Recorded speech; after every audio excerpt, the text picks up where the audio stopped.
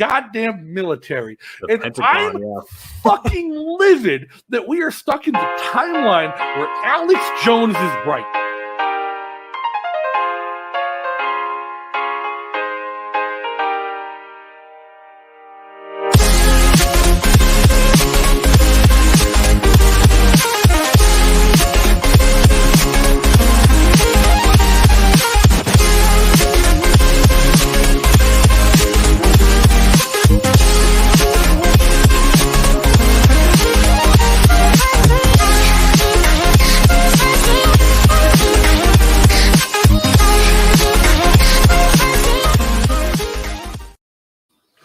Hey, everybody. Thanks for joining again. This is Justin at O'Donnell for Liberty. Housekeeping first. First, got to give a shout out to our everyday sponsor. You guys love this channel. You guys love our merch. You love our swag. So I want you to head over to sneckswag.com. You can go get all of your best selling Liberty merch from them. And a special notice with today, they're offering brand new product, the Don't Assume My Tender shirt, because we're all crypto thoughts here. And nobody wants to assume your tender. And the best part about SneckSwag, free shipping on all U.S. orders. And so go get your Don't Assume My Tender shirt today, free shipping, and we'll get right into it. Let me invite our guest today, talk about Bitcoin Cash and the future of cryptocurrency in the modern economy. George Donnelly. How's it going, George? Doing great, Justin. How are you? I'm awesome. Thanks for coming on such short notice. It's my pleasure. My pleasure. So tell us a little bit, what is it you're working on with Bitcoin Cash these days? Oh, did we lose you, George? We're going to pop him out and see if we can't pop him right back in. All right. We're going to give George a couple seconds to get back in here. Pop him right back in when he does. But Andrew, only shipping in the U.S.? Well, you want to know why we don't offer free shipping in other countries? Because other countries charge a tax. Other countries keep charging taxes, and I don't like to pay those. So SneckSwag doesn't want to pay taxes, so they only offer the free shipping here in the U.S. Otherwhere, it's passed on to the customer. That's a pricing signal. If you're outside of the United States, you want free shipping on your products from SneckSwag, start doing something about your government's taxes. All right, George is back here with us. Yeah, sorry about that. I got kicked out after a while. Not a problem at all. So yeah, right where we're. What is it you're working on nowadays? What's the state of Bitcoin Cash? I know you're doing a lot of work in South America. Why is that so important? Yeah, Bitcoin Cash is on the uptrend. There are dozens of teams working to build different products and projects on Bitcoin Cash.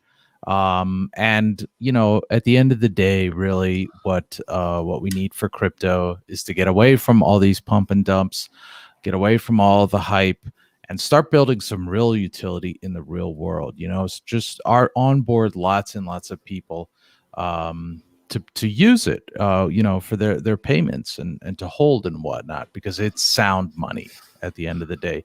And so we're one of my projects is active in Colombia, Venezuela, and Nigeria at the moment. And basically what we do is local education, merchant adoption, meetups, creating tutorial media, and basically teaching everybody about Bitcoin Cash, about, what Bitcoin really is, that it's not, some, tab system, call it the Lightning Network, but it's actually like self-custody of your own money on chain, custody of your private keys, So you're telling me it's a peer-to-peer digital currency. Peer-to-peer electronic cash. Yeah. Believe it or not. So Bitcoin Cash is the real Bitcoin. I believe that. I think you believe that. I think a lot of people do believe that. Is that to say that Bitcoin doesn't have a place in the ecosystem? It doesn't have a place in the crypto marketplace? I don't understand what place it's ultimately going to have, because they have crippled on-chain throughput, which whenever there's use, it causes fees to rise. Lightning Network, they have admitted. I saw a video the other day, Antonopoulos and Peter McCormick and what saying, like you try to make a $300 or $500 payment on Lightning Network, it doesn't work. There's not enough liquidity. I mean, and you take a look at the Strike app that they are pitching to use in El Salvador, for example, it's custodial. It's fully custodial. So I just feel like BTC coin went off the rails, and I really don't know where they're going to go. I think we need in the short term ETH to take over leadership, on in terms of market cap of the whole ecosystem. And then, eventually Bitcoin Cash with, this new smart BCH, smart contracts and all that, we're going to push on up there. Well, speaking of ETH, if you say you want ETH to take over the market cap leader and that'd be healthier for the crypto environment, is that because of the new work with ETH2, with the rollout for proof of stake instead of proof of work? Or is it just because it's not Bitcoin? Because it's got a vibrant ecosystem. They're building so much. There are so many projects. ETH is not perfect. Like the switch to proof of stake, in my opinion, is pretty questionable. And I think that could get quite messy. I didn't like how they didn't consult the miners. It's another example of like a core team trying to force changes down the throat of the mining community. But at least it's something that can move forward. It is moving forward. Whereas, if we keep BTC coin at number one in terms of market cap, just today on CNBC there was that interview with the Tether CTO and lawyer, and how much does BTC coin's price depend on Tether, right? That's a big question mark. And frankly, that performance on CNBC was deeply embarrassing. What happens if Tether collapses? Like, those are big question marks. So if Ethereum can take the leadership, then I think that it's going to resolve some of the things. They're going to be less dependent. The whole ecosystem is going to be less dependent on BTC coin carrying the flag. And I think that's a great thing. I think if we truly want a decentralized economy, you shouldn't have one champion currency. I stand for Bitcoin Cash all the time on Twitter. Everyone sees me. But it's not the only one I use. I accept 15 different cryptocurrencies on snackswag.com. Bitcoin Cash happens to be the one I can use most conveniently in my community here in New Hampshire. It has the most accepting vendors. But I also use Cardano and Zcash and Litecoin. And I've even paid rent in Dogecoin before. I believe that it's healthy for the marketplace to have a ton of thriving different coins to provide different value bases to their users. Yeah, I mean that we live in a multi-coin world now, and the nice thing is that Bitcoin Cash is a leader in merchant adoption, so it does have that utility. You can actually spend it, because if you can't spend a crypto, is it really money? And also, you have to pay fees. Yeah, you have to pay. Well, if that, and you have to pay fees to cash it out, right? And then so you lose purchasing power. And I think there's going to be a long tail in cryptos. There could be tens of thousands, hundreds of thousands of different cryptos for many different purchases, in the coming decades, for many different purposes. And then, the real key becomes exchange, swap via DEX and whatnot, like what Shapeshift is doing. Yep. Andrew's got a comment here. Andrew tells us it's on the uptrend in the last 24 hours. I think we've all seen that Bitcoin Cash making a little bit of a rebound on price against the dollar. Is that really important to you as somebody who works with Bitcoin Cash, as somebody who is behind the scenes seeing what the development is and the onboarding globally, especially in South and Central America? Does its dollar value mean more, or does its utility mean more?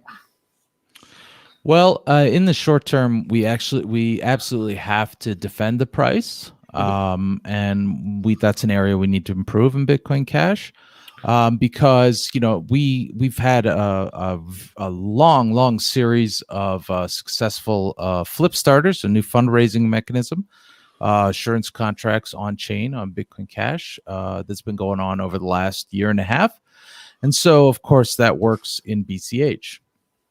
So every BCH that we raise to fund different activities, and I think it's more than several thousands of BCH that's been raised, $2 million or more. Every BCH that's raised, as long as we defend the price, as the price goes up, then it buys more, right? It enables us to do more. It enables us to invest more into the future of the coin. So the price matters, right? But it only matters, in really the short and medium term.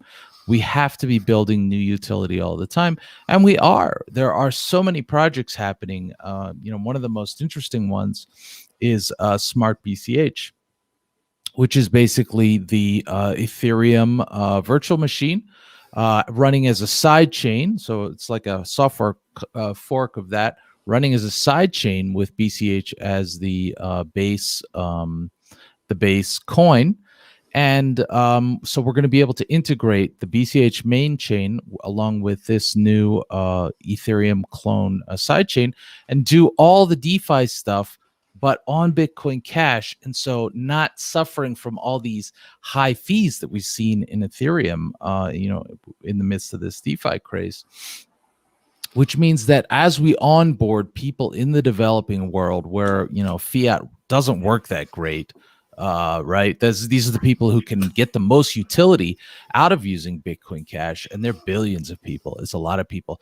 Now those people are going to be able to participate in DeFi, whereas so far, really, DeFi on Ethereum, for example, has been really for whales. If you're going to make a transaction and it costs $100 in fees, like who's that really accessible to?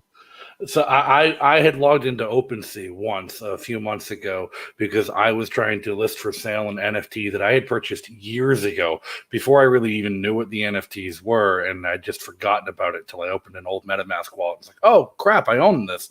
I have no value in this. Let's see if I can sell it. They wanted $700 worth of Ethereum just to set up an account. That was just the gas fee. Yeah, it's out of control. And they say that the switch over to proof of stake and whatnot is going to fix it. I sure hope so. But on BCH we have low fees, extremely low fees, less than a third of a cent most of the time, and the ecosystem has consensus on maintaining those fees low and scaling on chain. So, yeah. Now, the low fees, the ease of use, the acceptance across various marketplaces, various vendors. Is there any plan? I know you guys are working in South America. Is there any plan to target El Salvador, to look at the situation in El Salvador and try and provide an alternative to people who are having Bitcoin forced on them? Yeah, it's kind of my team is working on that. The Pan Money team, we're working up a plan, but it is kind of like a double-edged sword, right? Because if we could put Bitcoin Cash into the mix, and then people can be like, oh yeah, this works, right? Or the big mess, the dumpster fire that's being made there around Bitcoin could poison the well, And that's what I'm really afraid of. And I told people, well, when I was watching the Bitcoin conference from Manchester, I didn't fly to Florida. I didn't feel like wasting thousands of dollars to stand in a queue that would take 2 days to load. I saw the joke. The line to get into the Bitcoin conference was processing at block speed. But when I heard the pitch, El Salvador, and they broke the news about El Salvador, I'm like, this is a terrible thing.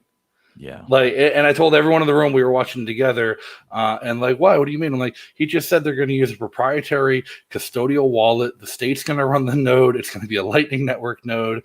And this is a president who had just weeks before marched the military into parliament to demand an increase in his budget. If he's willing to march armed forces into the elected body to impose his will on the elected body, what's to stop him from censoring all transactions of his opposition in the next election, or just wiping out the account balances of anybody he deems inappropriate or seditious in the next election? The custodial service is going to give him the power to do exactly that. And I look at it as El Salvador is already a satellite country of the U.S. Federal Reserve System. They're already on the U.S. dollar as their reserve currency. Was this just a trial run for the Fed?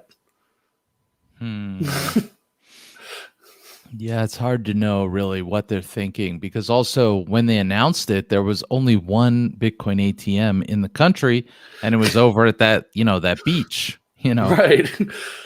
Like I just wonder like how much thought have they really put into this? Yeah, one Bitcoin ATM in a country to adopt Bitcoin seems astounding to me when I used to have no less than 10 within a 2 square mile radius of my house here in Manchester, Hmm.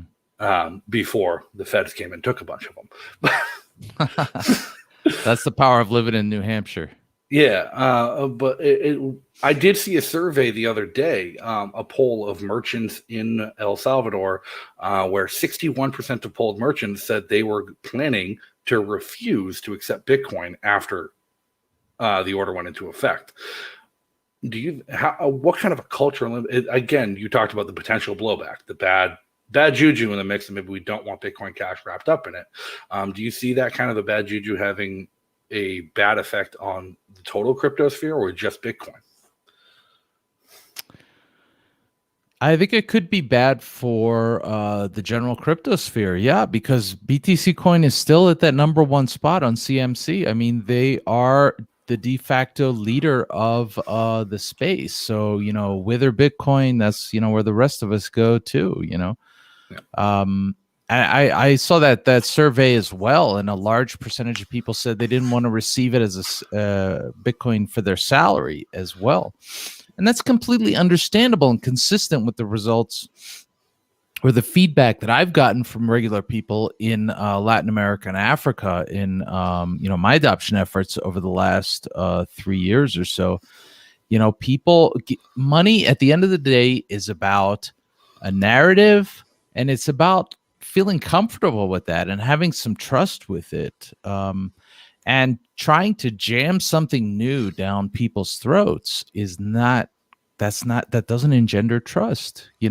What's the narrative behind that? I mean, there's an implicit narrative which is like you're gonna accept it and you're gonna like it, and nobody wants that, and that's not even consistent with the Bitcoin ethos. Right. To me, there's even bigger things like to force it on people.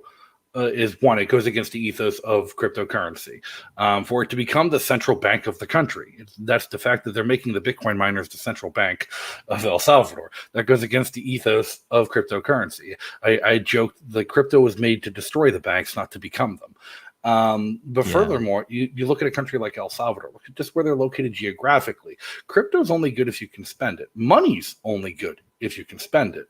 I love crypto. Crypto is what I believe the future of currency is. It doesn't mean I don't keep a whole bunch of silver and a whole bunch of cash on hand. In case something happens where I lose power, I can't charge my phone, I'm unable to make those transactions. El Salvador is right in Hurricane Row of Central America, and we've seen like Puerto Rico, an American territory, which supposedly has first world infrastructure, lose power for a month after a major hurricane. If people in El Salvador were to lose power for a month after a major hurricane or a volcanic eruption or an earthquake, and unable to charge their phones and devices, unable to use them, it doesn't matter if the Lightning Network works perfectly if they can't have a charged device to use them on. Yeah. Yep. So making it the sole and only legal tender to me is just mind blowing, and screams of poor risk management and people not doing their continuity studies of what they're doing. Yeah. Well, I think their plan is to maintain dual USD and Bitcoin, but you make an excellent point, because also people, they want people to receive salaries and make payments and whatnot and to hold it, and then so internet access and electricity can be delicate, and then what happens if people are holding significant amounts and they can't access it for whatever reason.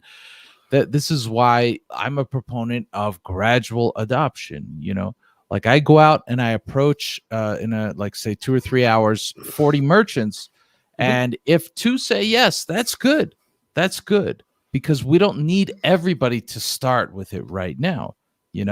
We can build up over time, because that's the natural progression of something. If you look at the book Crossing the Chasm, which is a study of basically the stages in which new high-tech products are adopted by the public. It's completely natural that some sectors of the population are going to adopt these things first, some towards the middle, and some are still using rotary phones today. Right. Yeah. So The most stable growth you're going to see is organic growth. If you try and force it on people, you're going to have pushback. You're going to have unforeseen consequences, and all kind of nightmares arise that you're going to have to deal with as they arise. Whereas if you allow something to infiltrate the ecosystem naturally and organically grow and gain support, those problems will work themselves out as adoption progresses. yeah. But I want to circle back to the electricity part, like not just the problem of loss of electricity, loss of access to electricity. There was another big story in Malaysia just yesterday, I saw on Twitter, where Bitcoin miners being accused of stealing electricity, and the country had confiscated thousands of mining rigs and was just destroying them to crush Bitcoin. They were literally driving a bulldozer over a pile of ASIC miners. Yeah. There is a huge popular and populist push regarding climate change and eco-friendly strategies, and Elon Musk did crypto a huge disservice by going and saying that it was a leader in the global warming was crypto mining, and that was the problem with Bitcoin. I know I've seen that Bitcoin Cash had some things that had come out of the development to deal with that kind of sentiment. I didn't follow up too closely on them because to me, it's not a big deal. I know that the majority of power is being done through solar and hydro renewables for mining. But what is it that, like, is there a plan in place again for Bitcoin Cash to overcome the environmentalist objections, like the cost of electricity, the not just the financial cost, but the economic and environmental cost of the electricity needed to mine the Bitcoin and the Bitcoin Cash? Yeah, so it's amazing how many things just come back to the block size debate, right? So big BTC coin is stuck on their 1 megabyte block size, and they refuse to increase their throughput. And that has so many implications. That makes their transactions much more expensive in terms of energy use. Right. Whereas Bitcoin Cash, there we have a scale net right now, which is being developed by a group of BCH developers. It's producing 256 megabyte blocks on very low end hardware like Raspberry Pis, and so basically what that means is that, for the same electricity use, Bitcoin Cash can process at least 256 times more transactions. That is so much more of an efficient use of energy than what BTC, can be accused of. Not that I'm, one of these people who thinks that, really energy use is a problem in crypto. It's absolutely not. It's not at all. Crypto energy use is still quite small. So, and, at the end of the day, so that's really the primary benefit for Bitcoin Cash. But at the end of the day, Bitcoin Cash is SHA-256 coin. It shares that space with BTC Coin and a few others, and it's a completely open mining marketplace. Anybody can come in and mine. So it's not really possible to say, well, you can only mine BCH with these energy sources, right? Because it's open. Anybody can mine, and that's very fundamental to what Bitcoin is. That said, there are people in Bitcoin Cash who are miners and who are working on things like, for example, capturing flared natural gas and using that to power mining. What's flared natural gas? Now, usually when people when they pull oil out of the ground in whatever place, the Middle East or wherever, that comes with some natural gas.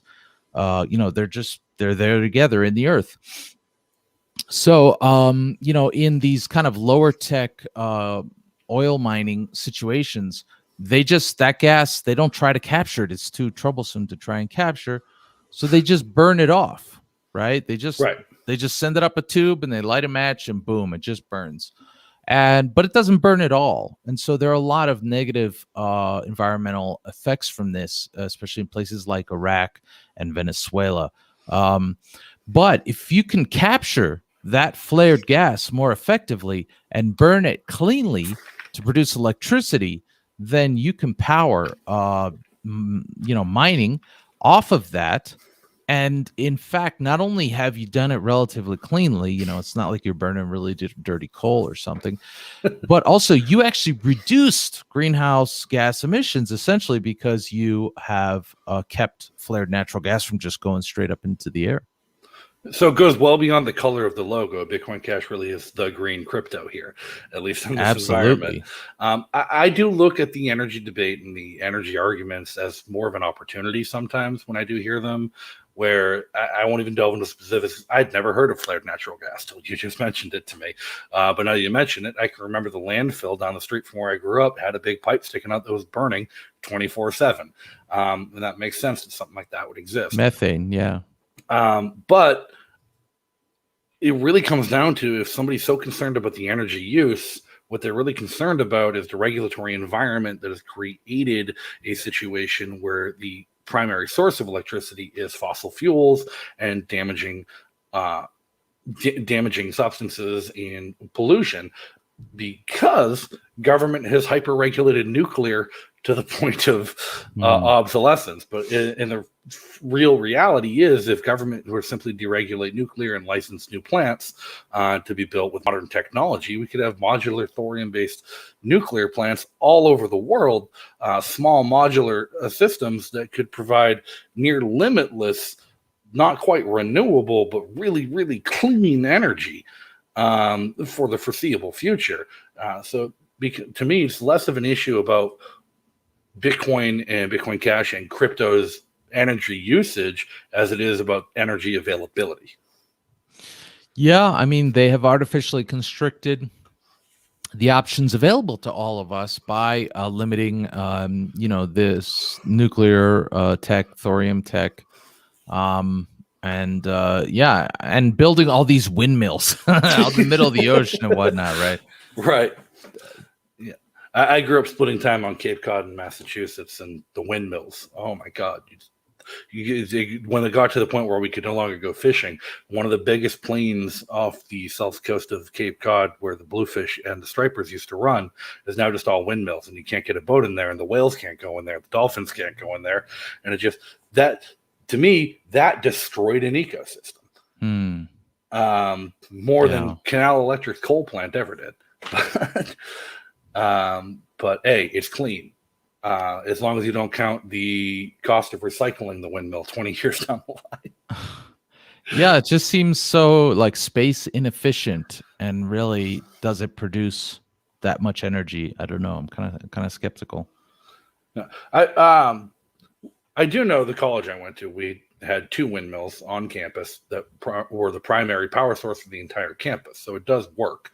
It's just an eyesore, and it destroys the local ecosystem where it's installed, and sometimes it doesn't work. It didn't work for us when it got too windy. Anytime a hurricane came through, they'd have to put the brakes on it to keep it from breaking, cutting itself down. So really inefficient system. If you're not able to capture all the wind, what's the point of a windmill? But circle back. I got off track because I love nuclear power so much. Bitcoin Cash. So it's usable, it's scalable, it's fast, it's cheap.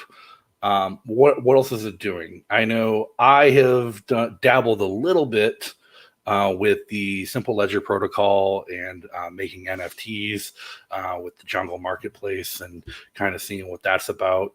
Do you think there is like room for growth? And I personally think the NFT craze is a bubble, and it's going to collapse, and a lot of these NFTs are just utterly meaningless, and they provide no value. But is that something Bitcoin Cash, with further development, has the capability to compete with Ethereum on? Oh, absolutely. On everything, really, because so this smart BCH project is essentially an optimized Ethereum sidechain, right? So it works on the side of Bitcoin Cash and interacts with the main chain, and it uses Bitcoin Cash as its token, right? So you take a lot of these projects like Solana or Kusama. I don't know. There's so many of these smart contract platforms, and each has their own token, right? And so basically, Smart BCH is another one, but it's tightly integrated. So tightly integrated with Bitcoin Cash that it doesn't have its own token. It uses Bitcoin Cash as its token. It's going to be able to do everything that Ethereum can do, DeFi, NFTs, DAOs, everything that you can think of. But it's going to do it much more inexpensively than Ethereum, and I think in a more sustainable way, in a way that's going to be a part of an ecosystem that is focused on real world utility, and actually, not just building hype, or like you see on Binance Chain, just like project after project that swears they have a strong team and is named after some breed of dog, right? It's like the whole crypto ecosystem is a bit lost in terms of finding real world use cases and real world adoption. And one of the things that's being a big topic these days is stable coins, right? Because we have the Tether thing, USDC is catching up to them. USDC is more transparent. So on Bitcoin Cash, we have a project called AnyHedge, which basically creates a kind of futures market on chain. So I can go into the AnyHedge beta and I can say, okay, here's $10 worth of Bitcoin Cash. I want to have $10 worth of Bitcoin Cash, next week, right? And so somebody else can take the other side of that trade, and then, they can win or lose, right? But I'll get my $10 worth of BCH. And if I get more BCH, then maybe I won. Or if I get less, maybe I lost, right? But still, I got my stability. And I got it in a way that's permissionless, decentralized. It doesn't require a stable coin. So the development teams are making several updates over the next few months to mainnet to make this happen better, to make this functionality more scalable, more extensible. And then I expect that it'll be integrated into BCH wallets, so that any merchant or any individual who gets some Bitcoin Cash, they can immediately freeze those the fiat value of those funds.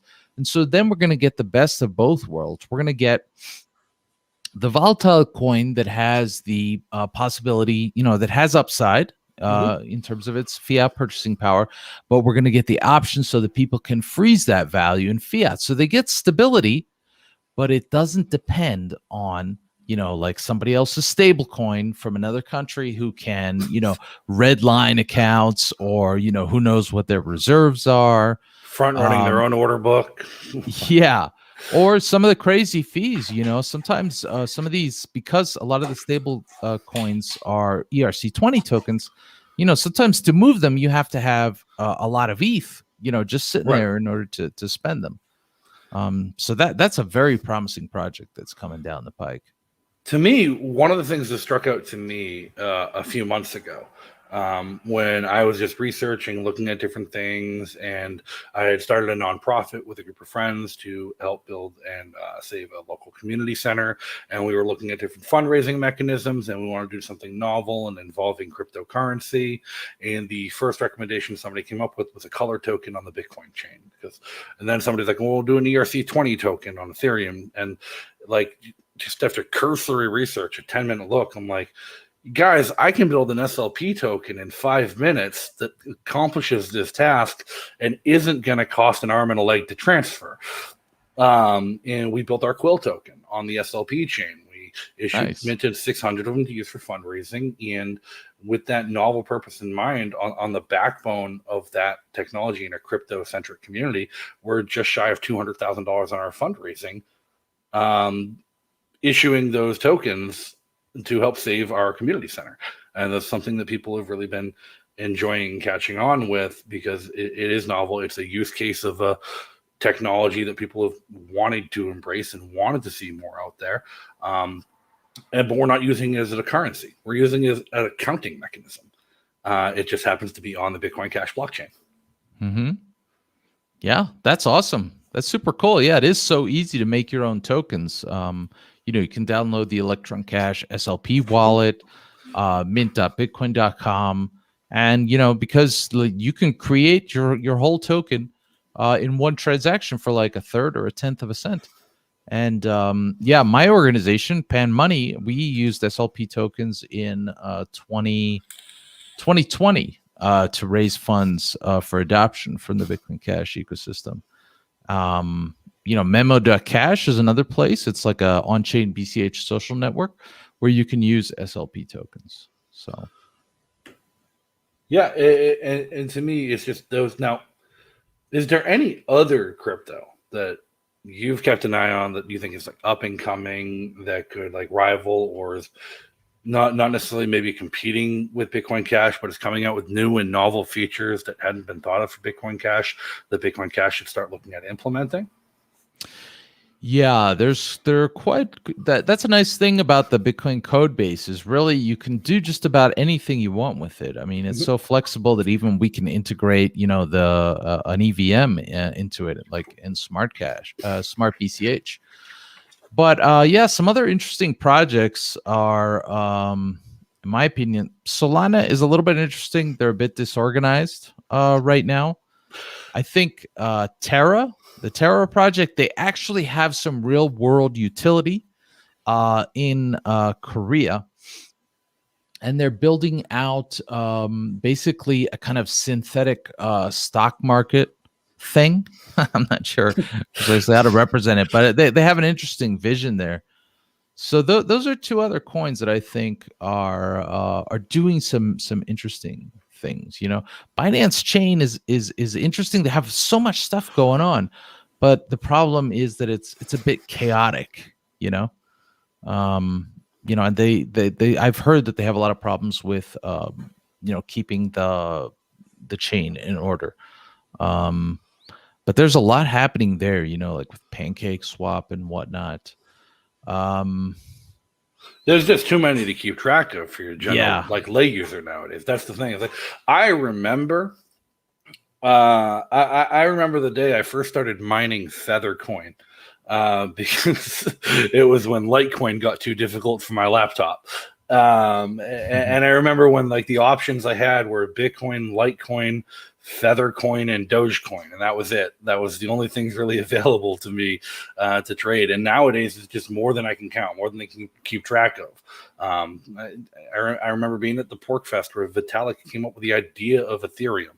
Since then, it's been just a deluge of a coin every day. I remember when Ponzi coin was a thing. He branded it as the world's first transparent Ponzi scheme. And he made a lot of money on the ERC20 token. Blew my mind. And then after he shut that down, he started Ponzi Coin 2, the world's second transparent Ponzi scheme. And people still gave him money because they just wanted a damn token. Does there come a point where you think the crypto space, I know I champion competition across currencies and market anarchy and the best rises at the top. Does it come to a point where the market just gets saturated with shit? I think we're pretty close to it now. Yeah. Every day I see somebody saying like we lost St. Bernard. We launched St. Bernard coin on Bitcoin Binance chain. And, it's got a great team. And then the next day, we've launched, Doge 2, Max Doge. Right. Shiba Inu coin. Or I know we had talked a couple weeks ago about Pirate Chain. Yeah. I'd run them up. They showed up to Porkfest, spent money to promote Pirate Chain. It always confuses me when somebody has to spend a bunch of money to promote a currency. I almost feel like if you're going to spend the money, just give away the currency. And that's what Roger Ver did for Porkfest. He just gave a couple individuals a whole bunch of Bitcoin Cash and told them to go start handing it out to any merchant who said they would accept it. Nice. Yeah, Roger's done crazy awesome work. Ever since he got involved. Yeah. But yeah, some of these projects, I think there will come a point when they realize it's going to be more effective to combine forces with existing coins and say the top 20 to 30 on CMC, because then you bring your thing, right? But you also get the benefit of the existing network effect for those coins, which is really money is network effect, like if only a few people accept your coin, then what utility does it have? Every additional person or business or whatever who starts to accept X or Y coin, that adds incredible value. That just concretely increases the absolute value of that money system. Yeah, and that really is what it comes down to. Like, adoption is led by acceptance. So you're working in South America. Most of my viewers are here in North America. We want to see Bitcoin Cash catch on more. We want to see crypto in general catch on more. What kind of strategies have you been employing when dealing with merchants and buyers in South America, getting them to onboard and on road to crypto and Bitcoin Cash that could be applied to people here, other than just going in and bothering a business? I want to pay in Bitcoin Cash. I want to pay in Bitcoin Cash. I want to pay in Bitcoin Cash. We saw some success with that early on, but people have actually started to drop off, and a handful of people who reluctantly took it have stopped taking it in the past few years. What's the value proposition you use to pitch merchants to get them to onboard in South America? Well, basically new customers. Which is, an easy promise to make, but a hard promise to deliver on. Because, really inflows is the challenge. To get people earning the coin one way or another, that they have income streams in it such that, it's to their benefit to, either they're going to hold it or to spend it directly, right? Rather than cashing it out and then spending local fiat.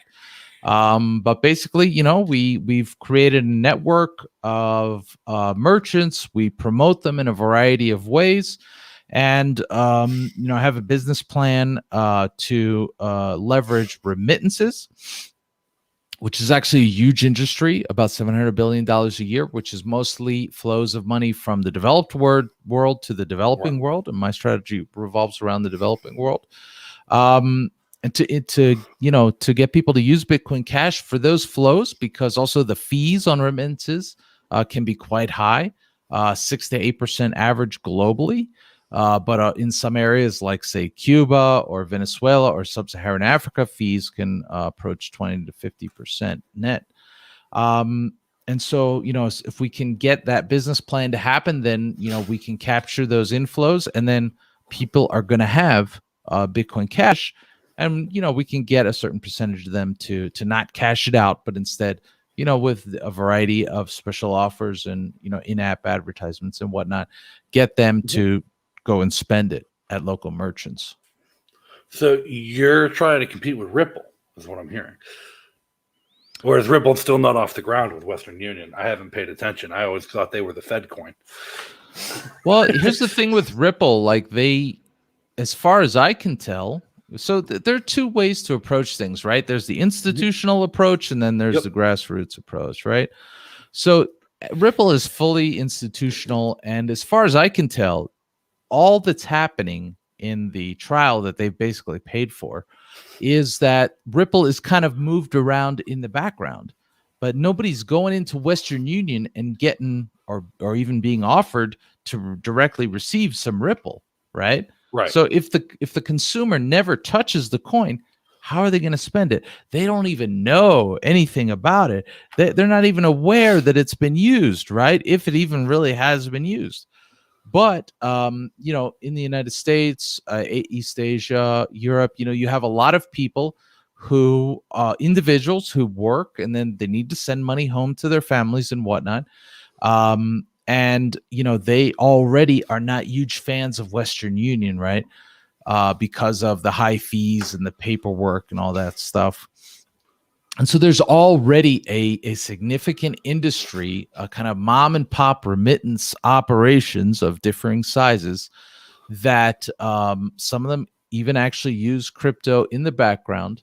But if we can get them selling BCH and get individuals, the individual people doing the remittances to get BCH, instead of using all these options, which have a variety of problems from high fees to high paperwork to unreliability, to get the BCH, send it direct, then at the destination country, the individual remittance recipients have custody of Bitcoin Cash, right? We're not trying to go through an institution, right? Because why should we why should we build with an institution? It's completely contrary to the ultimate goals and principles.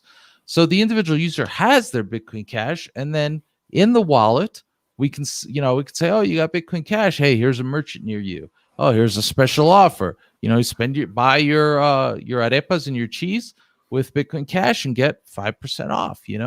And then we're getting people at least to spend it once, right? And then we look at the merchants, see, how can they spend it with their providers, and on and on and on. So really supply chain integration the whole way up, because if I convince my local restaurant that I want to spend crypto there, and they're willing to accept crypto, and I've got one who's real on the fence, Presto Pasta here in Manchester, New Hampshire. He's real on the fence. He wants to start taking Bitcoin Cash, but like he's real hesitant about things like, well, none of his vendors will take Bitcoin Cash, and stuff like that. Or I think I'm getting to him with like, hey, even if you only accept it from me and the few people who hang out down the street that I know will use it, imagine how much you're going to save on the credit card fees that we come in here and swipe our cards if you just hold that directly. And that's been it with him. It's like maybe he doesn't set up a POS, but he knows his regular customers. He knows the free staters and is willing to take it for them. Why not? But the supply chain issue is a real big thing. For me, it's real easy for me to take crypto at all my stores and all my contracts, all my graphic design work to take crypto for, because most of my overhead, my rent, my utilities, I can pay in crypto. My landlord is willing to take Bitcoin Cash or Cardano or whatever I'm paying with that month for my rent. Sweet. My landlord's willing to pay the utilities if I pay them in the crypto. That deal doesn't exist for everybody. That deal really doesn't exist for people in commercial spaces, at least here in the States. Yeah. I think that, adoption for, everyday utility is more challenging in the developed world. It could take a little bit longer to get there, and we're going to need more accessible stability options, because also, somebody like a business owner who takes it may want to have, even that person may want to be like, well, I want to reduce my volatility risk. And so how do they do that? Well, they kind of have to open an exchange account, Right. And if they do it on Binance, for example, Binance is cool, but it's complex.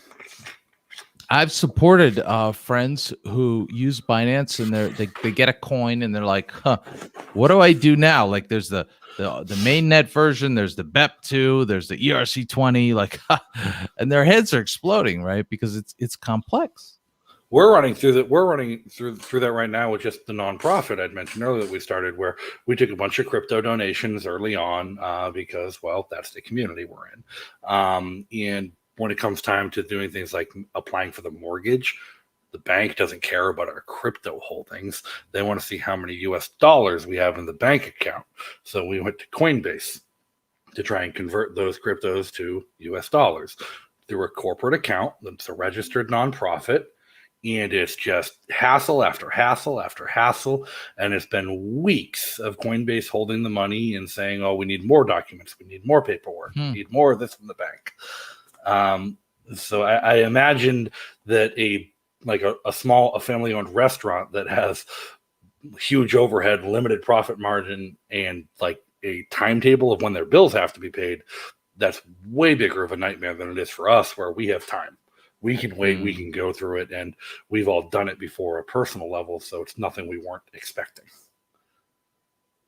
Yeah, it's still too complex. And I think this is where, for example, the AnyHedge project on Bitcoin Cash is going to add value, because it can integrate, for example, with a point of sale software like Prompt.cash. And then, you should be able to configure it such that, okay, I got a payment in BCH, but I'm immediately going to put it into any hedge to, ensure that my value is stable. And then at least you're not worried about volatility, for the average business owner who's just getting into this stuff. And then, we have to build up things like dexes and peer-to-peer exchanges, so that they can even exchange it for cash, if they want, Right. without having to go through all the compliance rigmarole. Now, with a point of sale system, you bring that up, triggered something in my head. The most popular point of sale system that we see here in New Hampshire is AnyPay. Developed locally is Steven Zeiler, his product. It's a great product, but it's really designed for a merchant that wants to hold their own crypto. They have to put in their own addresses, and it just facilitates record keeping, but transfers all the crypto to their own individual wallet addresses to hold in the crypto they received it in. What I use on my websites is coin payments. Mm-hmm. And coin payments offers remittances however I want. If I wanted to, I could go in and turn it on, no, pay me in dollars, please, for all the crypto that you take. Instead, what I have them is I go through and I list the cryptos I want. There's like 5 or 6 that I want. Anything else, it pays me in Bitcoin Cash. And it does the conversion for me. Would any hedge have maybe something expanding with the POS where you start branching out, accepting other cryptocurrencies, or is it just going to be strictly Bitcoin Cash and no remittances from other things to Bitcoin Cash or to other things other than fiat? Well, any hedge is like basically an on-chain futures market, so Right. That would be BCH only. But the actual point of sale software, there are many options for that. And one of them is prompt.cash. I think they're BCH only for now. But there are other options that can be used. There's a variety of options. Yeah. I think that's one of the biggest hurdles, at least here in the States, here in the quote unquote developed world, is that people need to be able to pay their bills, which means they need to get paid in the currency they can pay their bills. They want to accept it because they want the customer base, but then they don't know how to convert it. Right. And they don't have access to converting it without a huge hassle, a huge technical knowledge, a huge technical burden, and they have to bring someone on to do it. Now, when Steven and Derek were here in New Hampshire full time and they were running around doing tech support for all the merchants using AnyPay and kind of at their own cost just because they wanted to see adoption, that worked out great. But since stuff with the Crypto 6 has gone down and people have kind of gone underground and smothered their operations to make sure they're in compliance, it's become a lot harder to try and onboard new merchants here without the promise of that tech support. That's interesting. So, I mean, if it's just tech support, or if that's a top pain point, it sounds like a business opportunity, in part. For someone other than me, because I'm not a tech guy, guys. Yeah. But this adoption stuff is hard. It's very hard. I've been working on it for 3 years, a little more than 3 years here in Latin America, and we recently started in Nigeria as well. And it's hard. It's really hard. Because the people think, oh well, we're just changing to a payments app. We're just onboarding people to a payments app, but no, it's a paradigm shift. There's a huge paradigm shift because first you have to get people to understand that they don't have like US dollars or Colombian pesos or whatever in that app. They have a new currency that's not backed by any central bank. And then you have to get them to understand that the balance they see there is not linked to their government ID. Like a bank account is linked to your government ID. If you lose your access cards or whatever, you go to the bank with your government ID and bam, you got access again. But crypto doesn't work that way. It's self-custody. So you have this weird private key thing that everybody forgets to store, even though you reminded them like 10 times, even though the app made them write it down. Yeah. So these paradigm shifts, require just education at the end of the day. There is so much education to be done. but also there have to be incentives to undergo that education, right? Like one nice thing we have on Bitcoin Cash is noise.cash, which is a Twitter like social network where you can get tipped. Like every like is a small tip of Bitcoin Cash. And so some people have earned like hundreds of dollars per month posting content on there, and on read.cash, which is similar. And you have to have things like that. Otherwise, what's the incentive for anybody to learn this? Because you and I are people who care about things like ephemeral things, like big ideas like liberty, right? But most people don't. Most people aren't thinking about that. Right. With that mention right there, for everyone watching, of course, if you appreciate the content we're doing today, please like and subscribe to this video. Make sure you share it with your friends. It's going to be up from here on out. In the description, there's a Cointree link. In that Cointree, you can find my read.cash and my noise.cash. You can go subscribe there as well. George, we're running up on the last couple minutes here in the hour. Is there anything else you want to leave people with? Well, we're seeing the fruits of central banking, especially, in 2020. I think we're going to pay the price, over the next couple of years. And so it's a matter of basic survival that we adopt cryptocurrencies, that we use, monetary systems like Bitcoin Cash that are sound money to preserve our value, to take it out of the system that essentially enables the central bank to steal our time from us, right? Because we work, we produce an income, we expect it's going to have X purchasing power, and then all of a sudden it doesn't. It doesn't. That's stealing our time. Time is the scarcest asset any person has. So this is why we need to build up the Bitcoin Cash network effect. This is why we need to support these things. It's about our legacy as well. As much as it's about our now, it's about our legacy, right? So, all right. And final question for you, George. For anybody who's watching who's new to crypto, hyped about the idea, interested in getting involved, what is your favorite wallet to recommend to a new user? So if you want a Bitcoin Cash wallet, you can go to electroncash.org. Excellent open source wallet. If you want a BTC, BCH, ETH wallet, wallet.bitcoin.com. And, a wallet that has tons of coins, Atomic wallet is pretty cool. Atomic, I'm not even familiar with Atomic. I use Exodus Desktop myself. But the Bitcoin.com wallet is my preferred mobile wallet for Bitcoin and Bitcoin Cash. All right, George, it has been a pleasure having you. Thank you so much for coming on. Pleasure's all mine. Keep us in mind in the future. And we will see you sometime soon. You bet. All right, have a nice day. You too. All right, everybody, thank you for watching. Thank you for tuning in. Thank you for sticking around. Again, hit that like and subscribe button if you're watching us on YouTube. Follow the account if you're watching us on Odyssey or Twitch. And make sure you can retweet this video on YouTube, on Twitter, and share it on Facebook. We're live on all platforms. And hit that Cointree link down below. Read.cash, noise.cash, the other platforms that George mentioned. Those are great alternatives to the tech media, the tech giants that we're forced to work with if we want to get the word out. But it's been another day. It's been a great day, and I look forward to seeing you all next time.